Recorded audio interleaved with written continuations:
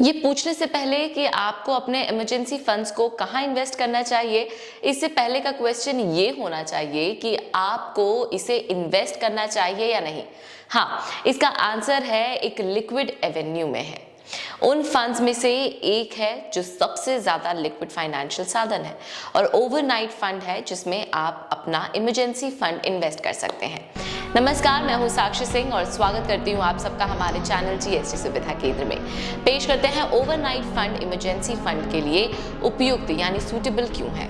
चलिए शुरू करते हैं सबसे पहले जानने से कि इमरजेंसी फंड क्या है। इमरजेंसी फंड्स वो फंड्स होते हैं जिन्हें आप इमरजेंसी के सिचुएशन में केवल अपनी वित्तीय आवश्यकताओं यानी फाइनेंशियल नीड्स को पूरा करने के लिए अलग रखते हैं।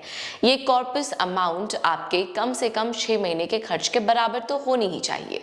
अब बात करते हैं कि ओवरनाइट फंड्स क्या है। जैसे कि नाम से पता चलता है, ओवरनाइट फंड एक तरह का डेट फंड है जो अगले ही दिन मैच्योर होता है। आप अपने लोन को केवल एक रात के लिए रखते हैं, ये अगले ही दिन मैच्योर हो जाएगा।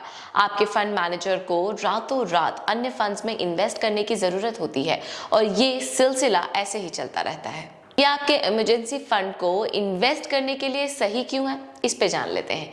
इमरजेंसी फंड के मामले में आप किसी भी तरह का रिस्क नहीं उठा सकते। आइडियली ये सलाह दी जाती है कि अपने इमरजेंसी फंड से कुछ भी उम्मीद ना करें, क्योंकि लिक्विडिटी की समस्या को हल करने के लिए उन्हें आइडल रखा जाना चाहिए।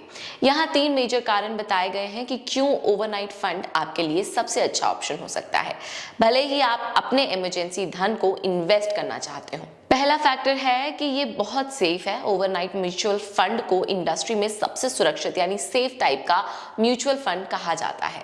हालांकि कोई भी इन्वेस्टमेंट आपको 100% सेफ्टी नहीं देती है, लेकिन डेट फंड्स का सबसे रिस्क भरा पहलू interest rate risk overnight funds के मामले में कम हो जाता है, क्योंकि वे हर दिन मैच्योर होते हैं। आप मौजूदा चल रहे ब्याज दरों में अपना पैसा निवेश कर सकते हैं। दूसरा फैक्टर ये है कि हाई रेट ऑफ रिटर्न देता है। जी हाँ, आप 3% से 5% एनुअल रेट से अर्न कर सकते हैं, जो कि एफडी यानी फिक्स्ड डिपॉजिट से बहुत बेहतर है। यदि आप अपने इमरजेंसी फंड को एफडी में निवेश करना चाहते हैं तो उससे बहुत बेहतर है। अपने पैसों को अपने सेविंग बैंक खाते में आइडल रखना चाहिए। इसे डिपॉजिट करने के बजाय आप उसी से कमाई करते हुए अपने और सेविंग बैंक अकाउंट के रूप में लिक्विड बना सकते हैं। आपके निवेश पर इस बात का क्राइटेरिया हो सकता है कि आपको अपना इमरजेंसी फंड कहां रखना चाहिए। तीसरा मेजर फैक्टर है कि ये काफी लो कॉस्ट है। ये फंड ज्यादा लिक्विड होने के अलावा ओवरनाइट फंड मैनेजमेंट के लिए अफोर्डेबल होते हैं।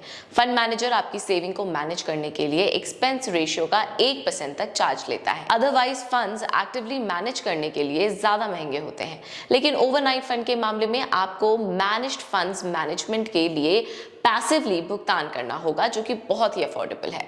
अपने इमरजेंसी फंड को कहां निवेश करना है या आपकी पसंद होगी, क्योंकि इसे ज्यादा लिक्विड होने की जरूरत होती है, जिससे आपके पैसे की इमरजेंसी नीड फुलफिल हो सके कभी भी। आप ट्रेडिंग घंटों के दौरान अपने ओवरनाइट फंड को यूनिट्स को रिडीम कर सकते हैं।